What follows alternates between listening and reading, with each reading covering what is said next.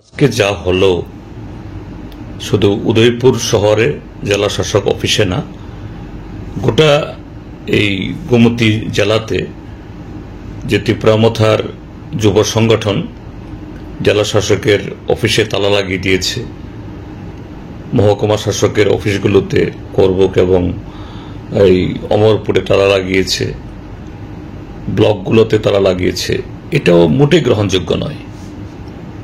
এবং সেখানে আরো আশ্চর্যের হলো যে কর্মরত পুলিশ সংখ্যায় ভালো সংখ্যক থাকা সত্ত্বেও তারা যারা এইভাবে আইন ভাঙছেন, আইন হাতে নিয়ে যখন গোটা ত্রিপুরাজ্য এই সাম্প্রতিক যে অতিবৃষ্টিতে নানা জায়গায় জলমগ্ন হয়ে গেছে, প্রাণ পোছাতে হবে এবং সেই জায়গাতে জেলা শাসক, মহকুমা শাসক, ব্লক প্রশাসন তাদের জরুরিভাবে নামতে হবে, সেই সময়েতে এইভাবে তাদের কাজকর্মে বাধা দেওয়া, এটা তো অত্যন্ত গর্হিত অন্যায়।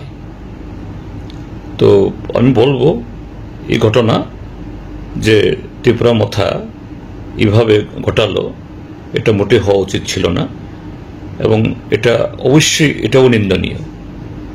এবং যে জায়গায় তীব্রামথার নেতৃত্বের তরফ থেকে তাদের মন্ত্রী বিধায়করা মাননীয় মুখ্যমন্ত্রীর কাছে অভিযোগ জানিয়েছেন, মুখ্যমন্ত্রী বলেছেন প্রকাশ্যে তিনি মুখ্য সচিবকে দিয়ে এই একটা রিপোর্ট চেয়েছেন, রিপোর্ট পেলে পর হাতে পেলে পর ব্যবস্থা গ্রহণ করবেন।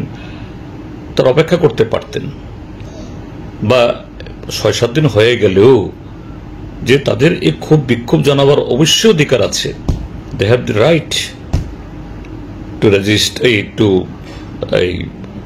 কি বলে তাদের যে ক্ষোভ জানানোর জন্য, কিন্তু গণতান্ত্রিক আরো অন্য উপায় তো আছে।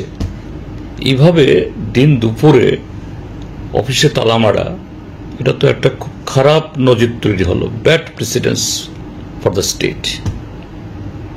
ভবিষ্যতে এরকম ভাবে হাতে নেওয়ার জন্য একটা নতুন একটা কি বলে অভ্যাস বা নতুন একটা এই কি বলে ব্যাড প্র্যাকটিস এটা দেখিয়ে দিল। আর সরকার প্রায় তার সাথে গোটা গেমের মতো আপোষ করে গেল।